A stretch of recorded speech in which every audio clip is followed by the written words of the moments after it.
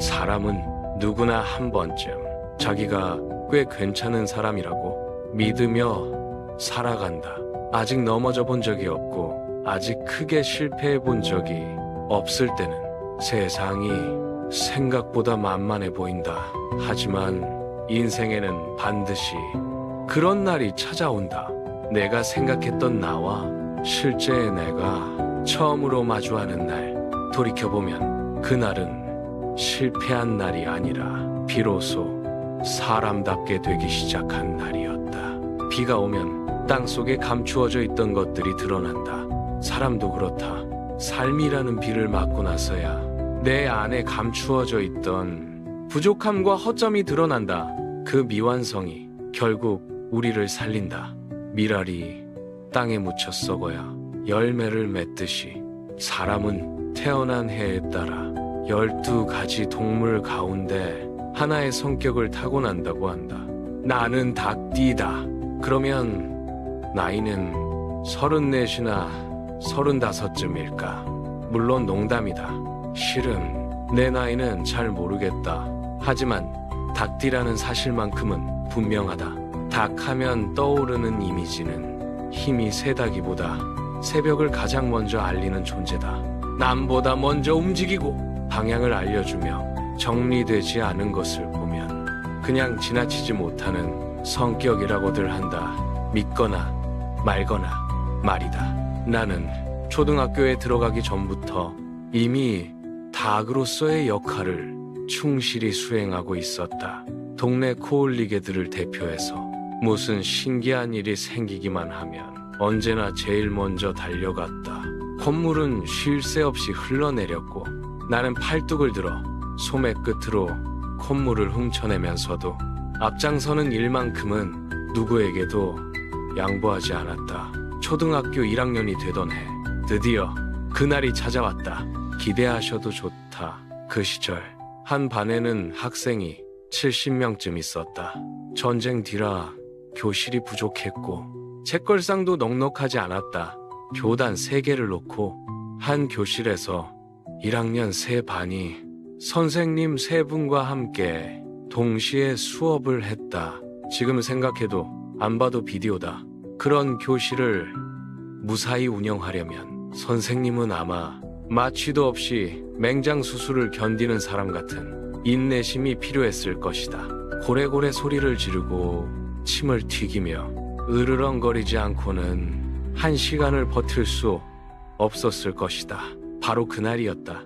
천장을 올려다보니 석가래가 그대로 드러나 있었고 그 사이를 말벌 한 마리가 유유히 날아다니고 있었다. 곤충학자 파브르의 눈으로 그 벌을 뚫어지게 바라보던 나는 신세계를 발견한 콜럼버스처럼 큰 소리로 외쳤다. 야, 벌이다? 그러자 한 마리가 짖으면 무슨 일인지도 모르고 다 같이 짖는 동네 개들처럼 개띠 친구들이 일제히 따라 외쳤다. 벌이다. 하지만 나는 그 뒤에 무슨 일이 벌어질지는 조금도 관심이 없었다. 오직 그 벌의 비행 궤적만 놀라운 집중력으로 바라보고 있었다. 나중에 비 오는 날 보니 지붕에서는 빗물이 새고 있었다. 그런데 지금도 나는 내가 너무 뚫어지게 바라본 나머지 지붕까지 뚫어버린 것이 아닐까?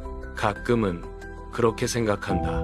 바로 그 순간이었다. 벼락 같은 소리와 함께 내 눈앞에서 번갯불이 번쩍였다. 고개를 들어보니 어떤 폭탄이 터질 때 생긴다는 버섯구름이 선생님 머리 위에서 피어오르고 있었다. 나는 무서웠다. 혀를 굴려 입안을 살펴보니 짭조름한 맛이 났다. 그 덕분에 내 혈액형이 O형이라는 사실도 그날 처음 확인하게 되었다. 온 몸의 근육은 스펀지 케이크처럼 힘없이 풀려버렸다. 선생님의 입에서는 마치 연기처럼 거친 숨이 새어나오고 있었다. 나는 그 버섯구름 다음에는 하늘이 어두워지고 회색 재가 눈처럼 내리는 죽음의 세상이 펼쳐질 것이라 믿었다. 그날 나는 기초 핵물리학을 몸으로 배웠다. 태어나 처음으로 매를 맞은 날이었다. 그리고 그날 이후 나는 처음으로 알게 되었다. 완벽하고 잘생겼다고 믿었던 내 모습 아래에도 허점이 숨어 있다는 사실을. 그 경험은 나를 철학자로 만들었다. 나 역시 허점 투성이 인간이라는 사실을 그날 처음 배웠기 때문이다. 어쩌면 1학년이 되자마자 그 폭탄을 맞은 것은 오히려 다행이었는지도 모른다. 그렇지 않았다면 나는 아직도 하브르를 꿈꾸며 천장만 바라보고 살고 있었을지도 모른다. 이제는 안다.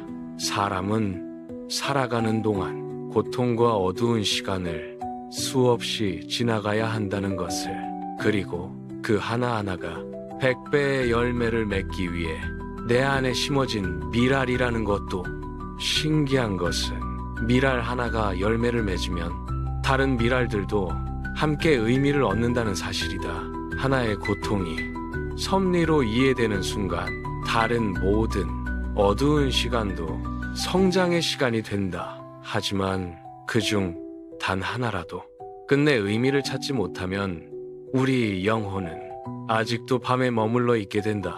그러면 우리는 인생이 어둡고 쓸모없었다고 투덜거리며 살아가게 된다. 그래서 나는 오늘도 그날 내게 떨어졌던 그 폭탄을 하나의 불행으로 기억하지 않는다. 그보다는 100배의 열매를 품게 했던 미랄 하나로 조용히 내려놓는다.